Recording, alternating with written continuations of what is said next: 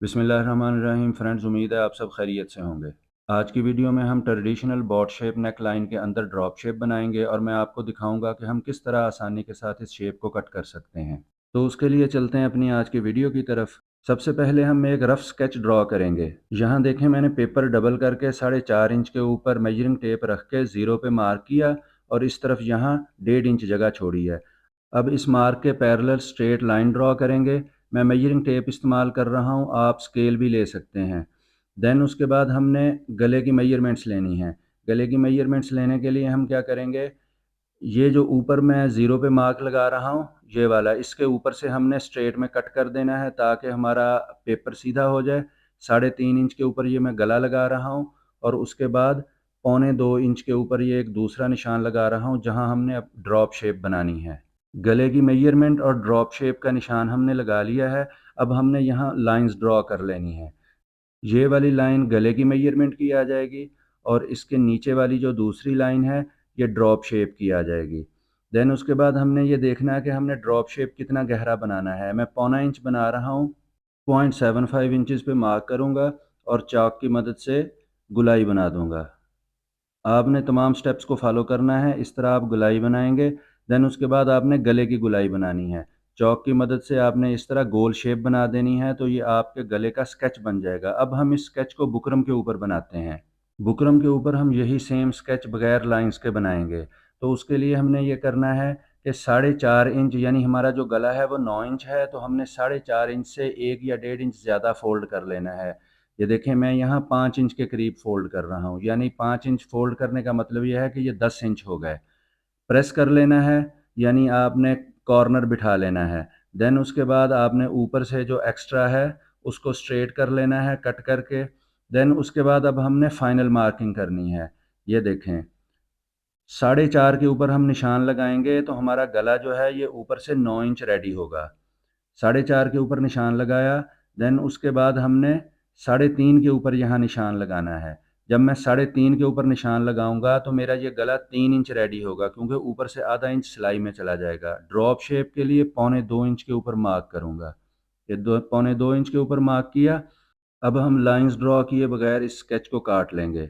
आपने तमाम स्टेप्स को फॉलो करना है। ये आपके एक्सपीरियंस के ऊपर है। जब आप कागज़ के ऊपर 2-3 दफ़ा स्केच बनाएंगे और उसको लाइंस को ड्रॉ करेंगे तो आप बगैर लाइंस के भी आहिस्ता आहिस्ता आप बनाने के काबिल हो जाएंगे।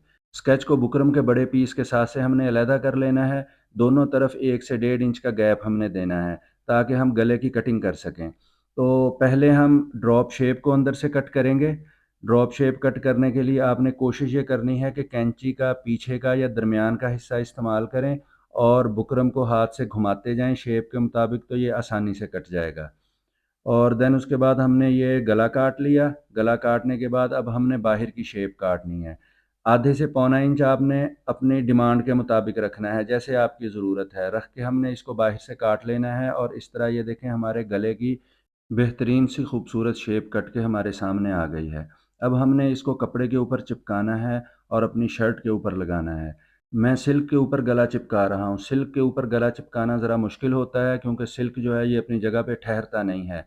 लेकिन क्योंकि हमने सिल्क के ऊपर ही चिपकाना है, तो इसलिए हमने सिल्क का पीस ले लिया है। गले को मेजर करेंगे, क्योंकि गले के अंदर ड्रॉप शेप है, ये अपनी जगह चेंज कर जाएगा। इसलिए आपने गले को मेजर करना है कि जो 9 इंच हमने मेजर किया है वो एग्जैक्ट रहे। मैंने 2 दफ़ा मेजर किया है, आपने भी इस तरह 2 से 3 दफ़ा आपने मेजर कर लेना है। सिलाई का हक दे के इर्द गिर्द से कटिंग कर लेनी है। देन शावर करेंगे।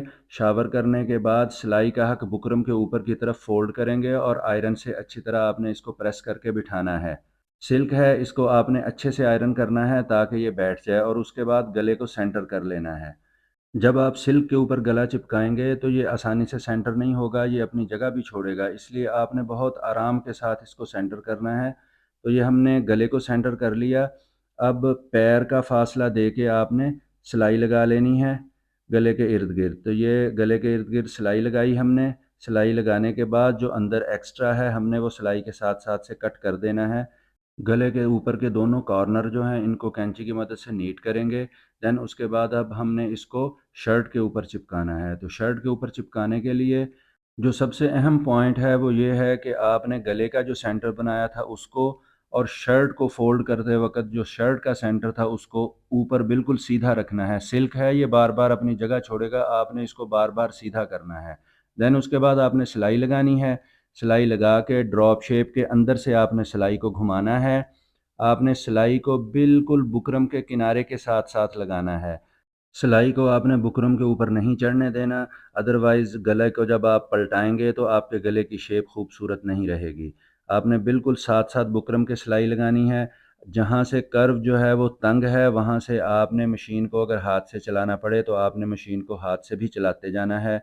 और बुकरम के बिल्कुल साथ-साथ आपने सिलाई लगानी है, जिस तरह ये मैं आपको लगा के दिखा रहा हूँ। ये देखें बिल्कुल बुकरम के साथ है, ज़रा बराबर भी इसमें फ़र्क नहीं है। आपने बिल्कुल इसी तरह सिलाई लगानी है ताकि गले की शेप बनने के बाद बेहतरीन नज़र आए।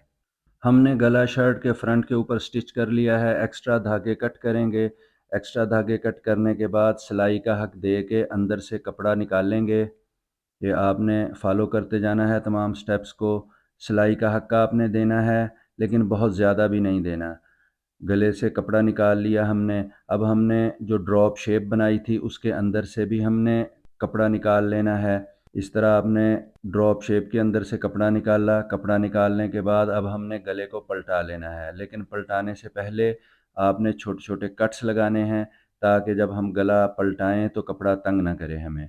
छोटे-छोटे कट्स लगाएँ, कट्स लगाने के बाद गले को पलटाएँगे।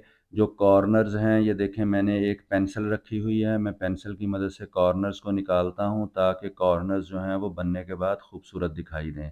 तो ये इस तरह हमारा जो गला है वो रेडी है। क्योंकि हमने सिल्क के ऊपर गला बिठाया है तो इसको बार-बार बल लाएँगे, लेकिन आपने इसको अच्छे से आयरन करना है और कोशिश करनी है कि कोई भी बल रह ना जाए, आपने अच्छे से बल निकालने हैं। आप देख रहे होंगे हमारी शर्ट का गला पीछे से कितना नीट है। जिस तरह ये पीछे से नीट है, बिल्कुल सामने से भी आपने इसको इसी तरह ही नीट करना है। जब आप अच्छे से आयरन करेंगे तो शर्ट का गला खुद ही नीट हो जाएगा।